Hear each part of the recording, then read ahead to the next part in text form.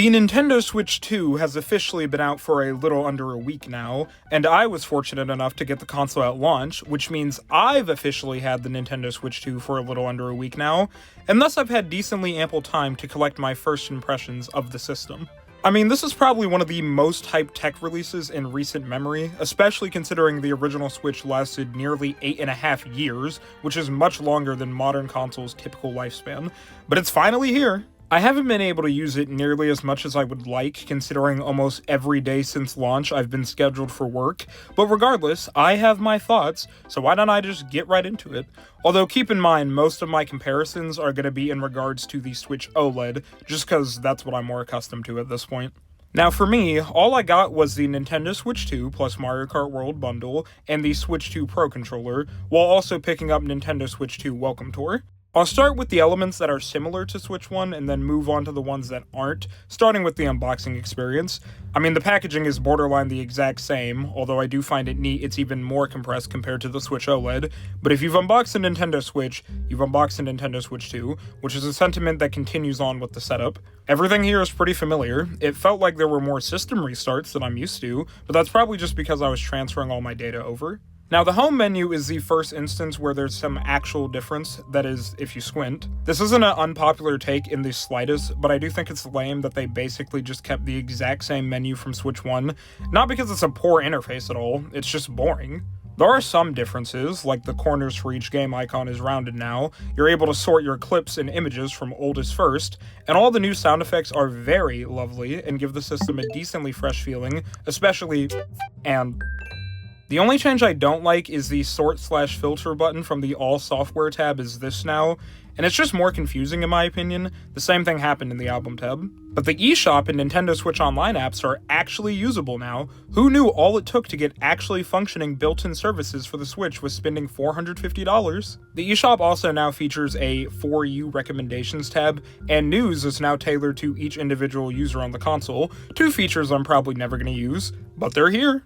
So that's everything that's more or less the same. The first major difference with this console comes from the size of it. Nintendo obviously showed this off in the trailers and teasers, but it didn't really occur to me just how much bigger this thing was going to be until I actually got it in my hands. It is truly striking. Literally everything has been sized up, but it probably makes the most sense to start off with the tablet body itself, which has kind of been completely redesigned.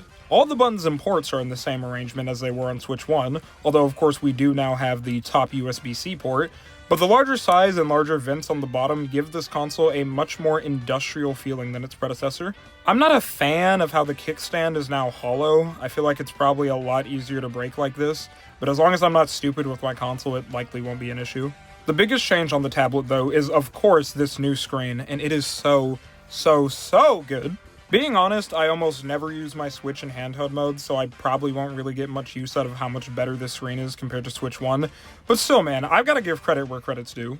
It's obviously a puzzling choice for them to return back to an LED rather than an OLED, but I can barely see the difference between LED and OLED anyways. I can, though, see the difference in a nearly inch bigger 120Hz HDR supported screen.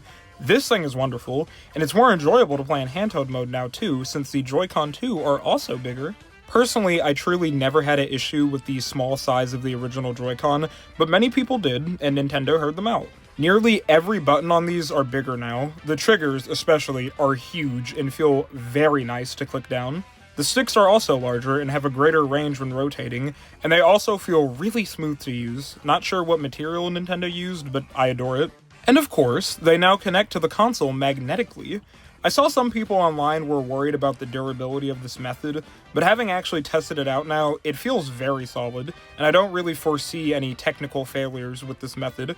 Putting them in feels just as, if not more satisfying than sliding them in on Switch 1 too, which I'm very happy about.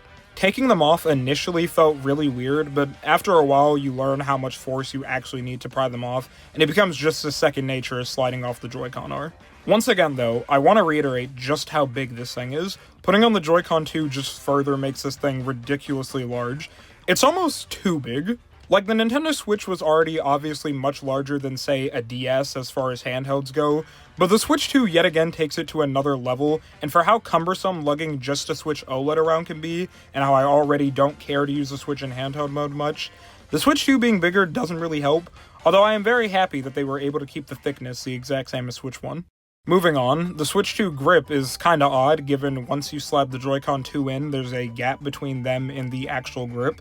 I hated this at first, but honestly after like 10 minutes I got very used to it, and I think the Joy-Con 2 in the grip actually has a chance of competing with the Switch 2 Pro Controller now since it's so much bigger, although the Switch 2 Pro Controller is still better. It's pretty much the exact same thing as the original Switch Pro Controller. The only real difference is the look, a more satin feel, these new GL and GR buttons, which I'm never going to use, and these sticks are even more smooth to use than the Joy-Con 2. Given how the Switch Pro Controller was already one of my favorite controllers ever, the Switch 2 Pro Controller basically being the exact same thing except very minutely better is not at all a complaint. The $85 price tag was definitely a tough pill to swallow, but hey, I paid it. I didn't have a better place to mention these things, so really quickly, the new dock is cool and the game chat feature is kinda neat, but once again, I can't see myself ever using it. Discord exists. Now, finally, onto the things you actually buy video game consoles for, the games. The Switch 2 had a pretty alright, albeit pretty boring launch lineup considering most of the games were just ports. The only ones I were interested in were Mario Kart World, Nintendo Switch 2 Welcome Tour, Nintendo GameCube Nintendo Classics, and Fortnite. Anyone who's used the Nintendo Switch for very long knows that while it is capable of producing amazing looking games, it is just as capable of letting you down and just displaying some awful frame rates and resolutions. Combine that with the really slow load times occasionally, and believe you me, I was very excited when the power of the Switch 2 was announced. Like, the original Switch can't even run Kirby Star Allies at 60 FPS, and you're telling me the Switch 2 can run Cyberpunk? Fortnite was the only hardcore game, I guess you could say, that I wanted at launch, because for the longest time I did play Fortnite on Switch, but believe you me again, that version of the game became unplayable. So I'm happy to report that Fortnite on Switch 2 is actually an enjoyable experience. Graphically, the textures and resolution is still clearly inferior to PS5 or Series X and S, but the frame rate is thankfully at a solid 60 FPS at all times, which is personally what I mostly care about. It's a really comforting feeling knowing that the Switch 2 is more capable of acting as a central hub for my gaming as compared to the original. There'd often be games that just weren't as enjoyable to play on Switch, or I just flat out wasn't willing to try. So given this is a much more powerful console, I can utilize it more instead of switching over to PS5 like I have before. Now, on a much more negative note, here we have Nintendo Switch 2 Welcome Tour. To the surprise of absolutely no one, this game is stupid. What you have here is a tech demo for $10, and you're not even allowed to explore around freely. Instead, you have to complete a set of tasks first in order to progress to other parts of the system. I'm not gonna act like this isn't a nifty idea for a video game application. I mean, this is where I tested out the new mouse controls and HD Rumble 2 for the system, and it feels quite nice. And the title has a bit of character, even if it does feel a bit forced.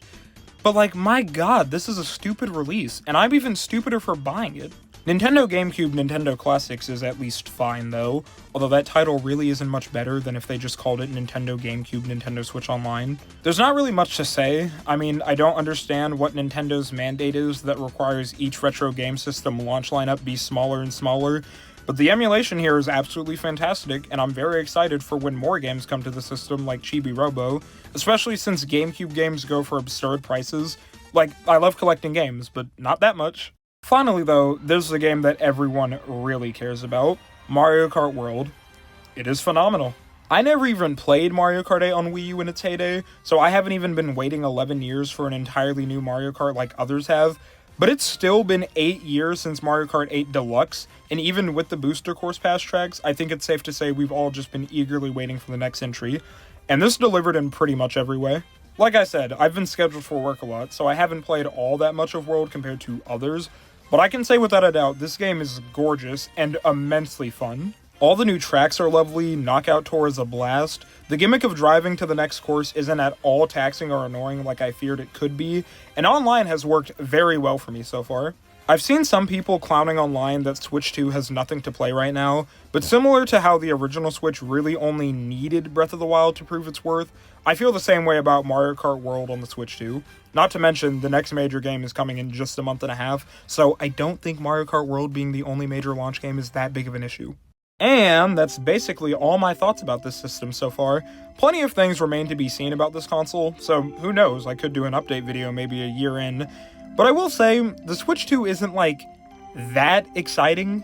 I mean, don't get me wrong, obviously I was hyped for this. I wouldn't have partaken in the midnight launch of it if I wasn't. But it's very uncharacteristic of Nintendo to have a console that is this derivative of its predecessor, and combined with all the controversy that's surrounding this system at the moment, the good vibes just aren't as there, you know? But I will also say that so far, I do think this console most certainly is excellent, and judging by sales numbers so far, I'm pretty sure a lot of other people agree.